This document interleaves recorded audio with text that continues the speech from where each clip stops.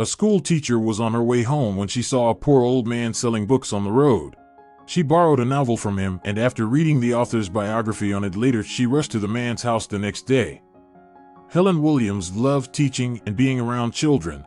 She believed that education was necessary for the younger generation to learn about new cultures and stay absorbed in information. Helen's students loved her class mainly because she had interesting tactics to make her lessons fun and entertaining. Whether it was Shakespeare's classic plays or short stories with morals, she knew how to make them catchy. One day, Helen realized she'd stayed back very late. She missed the last bus and had to walk home. Thank goodness it didn't rain today. The entire week's weather had been terrible, but that particular day was warm and pleasant. Helen enjoyed walking. When she slowed down after noticing an old man across the street, she saw some carton boxes near him, and he was busy collecting papers fluttering around. She watched the man put paperweight to keep the loose papers in place on the concrete pavement. The man kept looking around for people, and Helen wondered if he was selling something she was curious about and crossed the road to find out. "Hello. What are these papers and books for?" Helen picked up a fluttering paper and began reading the words on the paper. She was curious to know who wrote them. She humbly asked the old man, "May I know where you got these? Why are there no extra copies of them?" The old man introduced himself as Sam Rowan and said he had worked in a famous publishing house in the city in the late 80s. With the advent of mobile phones and computers, people lost interest in reading, Rowan revealed. "My publisher shut down the business and I was fired. Many employees lost their jobs but found alternate work. Rowan wrote children's books for several years and tried selling them because he couldn't think of anything else other than literature and writing." Helen was fascinated by the man's dedication to writing and decided to help him. Helen told Rowan, "I want to help you, but I don't have any money to buy a book from you. But I'd be pleased if you lend me a copy, and I promise to come back tomorrow and pay you." Rowan was delighted because not many people were interested in even stopping by at his little bookstall. He gave Helen a book along with his address. That evening, Helen was carried away by Rowan's story. As she finished reading, she checked for the author's biography and was speechless after seeing it was written by a familiar writer whose stories she read in childhood. Owen Carlson? Is he the famous children's writer whose stories I read growing up? Helen jumped in surprise.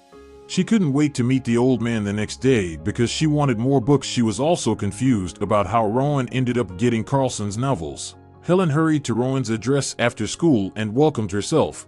Rowan lived in an old shack nestled away from an old factory shut down decades ago. As Helen entered the house, she noticed it wasn't furnished except for an old ragged bed and plenty of carton boxes with papers and books ready for binding. She looked around for the old man and found him in front of an old typewriter. "Hey, welcome to my little nestin'." The two chatted for a long time. Helen was moved by Rowan's simplicity and asked him how he knew Owen Carlson. After a brief pause, the old man revealed the unthinkable. He replied, "I am Owen Carlson. It's my pen name." Helen was shocked. She couldn't believe that she was with a famous writer whose stories had consumed her fantasies during her childhood. She learned that Rowan had no family and the only house he lived in was torn down years ago after a corporate company bought the land. Helen felt sorry for him and realized that he deserved his lost recognition. She recalled an old friend from college who currently worked for a publishing house in the city.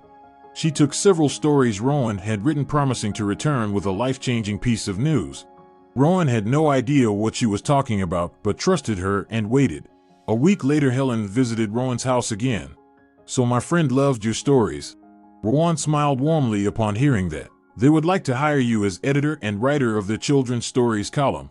Helen revealed happily, "You just have to learn to type on the computer. I'll teach you how to do it." Rowan was very happy with this news. It seemed as if he had traveled through a dark tunnel for years to jump into the light. On the other hand, Helen was happy to find the forgotten writer. "I realized that he deserved better for all the knowledge he had fostered in the younger generations in the past." Helen and Rowan were good friends from then on. Every time he releases a book under the pseudonym Owen Carlson, Helen is the first to read it and give her feedback. "Uncle Rowan, I can't believe you wrote a book about me," Helen exclaimed with joy after reading Rowan's latest book. It was titled The Angel Who Visited Me and tells the story of Helen's good deed and their friendship. What can we learn from this story? Don't think twice about helping someone who needs it. When Helen saw Rowan selling books on the road, she decided to help him. But after learning that he was a famous writer who had been forgotten due to the advent of technology, she introduced him to an acquaintance in the literary field and hired him as a writer.